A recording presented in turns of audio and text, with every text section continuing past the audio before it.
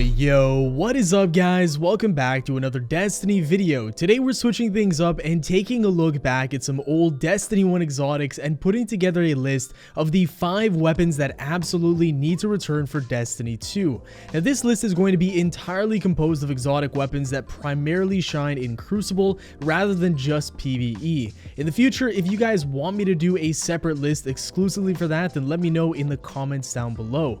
Now before we get into my list specifically, which 5 exotic weapons would you like to see return the most that are PvP focused? I'd imagine that there's going to be a lot of different lists in the comments, and people will for the most part probably argue simply because 5 isn't enough to cover all of the awesome exotics we had in Destiny 1. Now without further ado guys, let's get right into the list. At the number 5 spot, we have the Red Death Pulse Rifle. This weapon is so badass that at one point when I uploaded my Going Berserk episode with the Red Death, the video got demonetized on YouTube. Now, I'd like to think that the reason why it got demonetized is because I was just slaying everybody on the other team and it was a massacre, and that's obviously not family friendly, but I think it had something to do with the name itself. Obviously, Red Death, maybe YouTube's algorithm, probably thought that wasn't the best thing to have on YouTube. But anyways, that's all sorted now, and let's talk about the perks on this thing. So it had unflinching and high caliber rounds down the middle.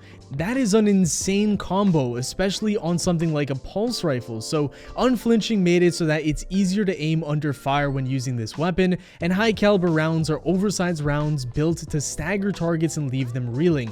You deal more flinch and you take less flinch basically. So it was very good in 1v1 scenarios, and then once you actually got a kill, you would get your health back and your reload would speed up. That was probably one of the best exotic perks in the game, I would say, especially on year 1 weapons.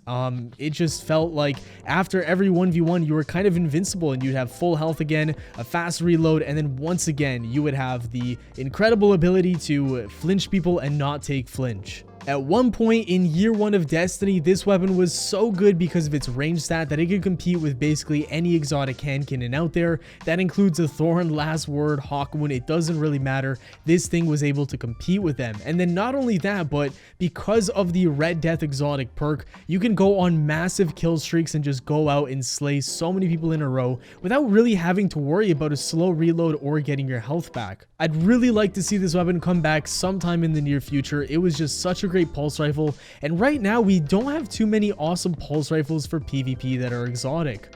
Next up, at the number 4 spot, we have the Monte Carlo. Oh my goodness, ladies and gentlemen. Just talking about this weapon and watching this footage takes me down memory lane. This was one of those exotics that people really didn't use all that much. It wasn't very popular, it wasn't very lethal, but there was something about this weapon that I personally really loved. I think it had something to do with the design of the weapon, how sleek it was, how accurate it was, the sound of the bullets, and the RPM. This weapon was just so good, and even though it didn't have any standout exotic perks, I thought that overall it was a very well balanced weapon. For the perks, it had hip fire. This weapon has bonus accuracy while firing from the hip. It then had send it, high caliber rounds, or field scout down the middle. I personally ran with send it because that gave you more range and accuracy. Shout out to Nelk boys. And then finally, it had Monte Carlo method. Dealing damage with this weapon reduces your melee cooldown and grants a chance to fully recharge your melee ability with each kill. This was something that was very nice to use on a hunter because you had throwing knives back then, and throwing knives were actually pretty good. If you hit them to the head, they would one-shot kill people if I remember correctly, and so that's obviously a lot better than something like a Warlock melee or a Titan melee if you were good with your throwing knives. And because it doesn't have any outstanding perks and not too many people really love this thing as much as I did, that is why I have this thing at the number 4 spot on this list.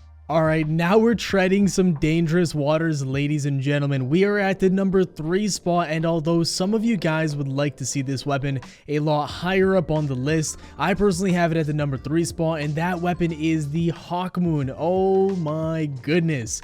This thing is just such a beast, especially in year 1 where it had basically unlimited range. This was one of the best hand cannons in the game by far. So for those of you that don't know and didn't play Destiny 1, the Hawkmoon Hawkmoon is essentially the Ace of Spades, but instead of having to kill somebody and reload, you would have those bonus damage shots randomly appear in your magazine. It was a total RNG weapon, and it had 3 lucky shots in the magazine out of a total of 13 shots. So that's about a 23% chance of getting a lucky bullet, but as you shot the gun and didn't get the lucky bullets, your odds of getting them on the next shot increased a lot. So this was one of those weapons that really took a lot of skill, because it would be one of those things where you'd find yourself having to reload the gun when you wasted your lucky bullets very quickly, and not reloading your weapon even though you're down onto your last 3-4 shots and there's multiple people, because of those lucky bullets that you have saved up.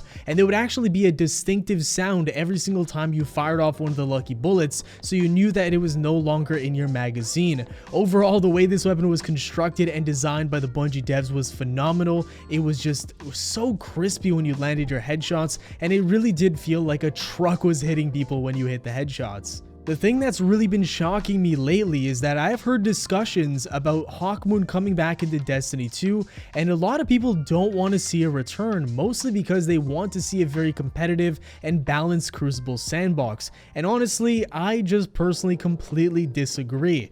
I think that the Hawkmoon is a weapon that was very fun, and even though it relied on RNG, Destiny has always been a game that's been about RNG and fun. The Crucible has never truly been, competitive.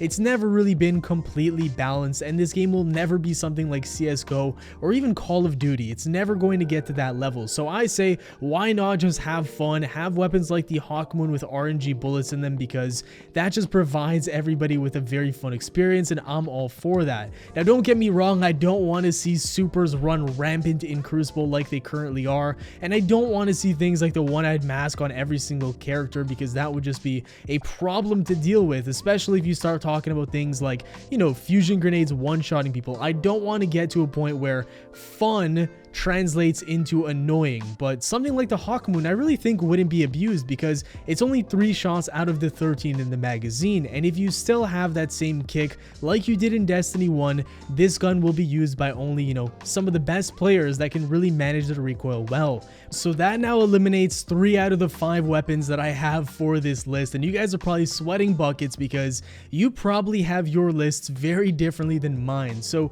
at the number 2 spot, guys, let's not waste any more time. We have the good old sniper rifle, everybody's favorite, the No Land Beyond. This was such a great sniper rifle, and even though the general population didn't use it as much as they maybe should have, the top tiered skilled players that really took the time to master this weapon were extremely successful. After a while, once you learned the recoil pattern, the way the gun cocks back, and actually utilizing the reload cancel glitch on consoles, this weapon was absolutely dominant. It was normally supposed to be a very slow rate of fire sniper rifle, but with the reload cancel, you can get off so many more shots than you were supposed to be allowed to. I think it was something like 3 times as fast because of the reload cancel glitch. It had some really awesome perks as well. Now, some people forget this, but the weapon had mulligan. Missing a shot has a chance to return ammo directly back into the magazine. Down the middle, it also had snapshots, and for the exotic perk, the Master, increased precision damage. Kills briefly increase damage against your next target.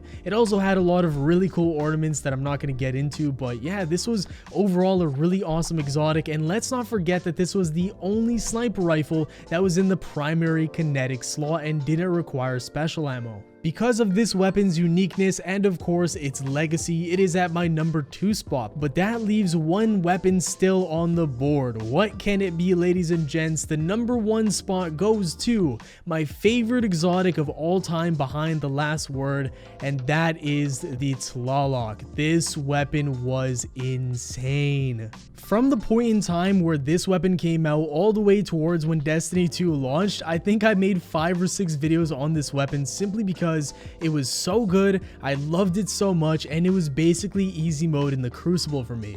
Now, for those of you that don't know, the Tlaloc was a Warlock exclusive weapon. You could not use this thing if you were on a Hunter and a Titan, and that was a serious bummer for me, but still, even on a Warlock, a class that I wasn't the greatest at, I still loved it and used it very well. So the biggest perk that this thing has was, of course, Overflow. This weapon has better handling, rate of fire, and stability while the wielder's super is charged. It then had Eye of the Storm. This weapon becomes more accurate as your health gets lower, and down the middle I would put Injection Mold on it, which basically increased stability and had faster handling. So essentially what you would do is you would get your super as quickly as possible and then basically hold onto it for the entire match. You would never use it once, and what that would do is give you a Tlaloc that was on steroids at all times.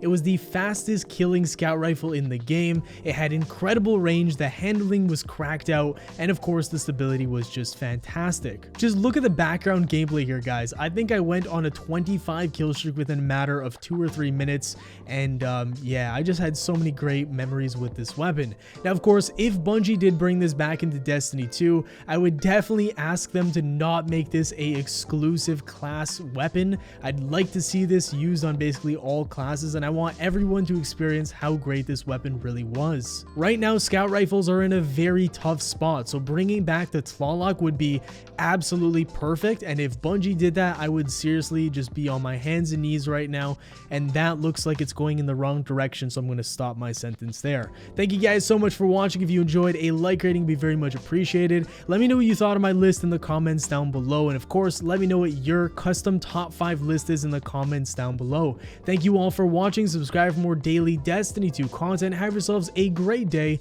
and I'll see you all later. Peace.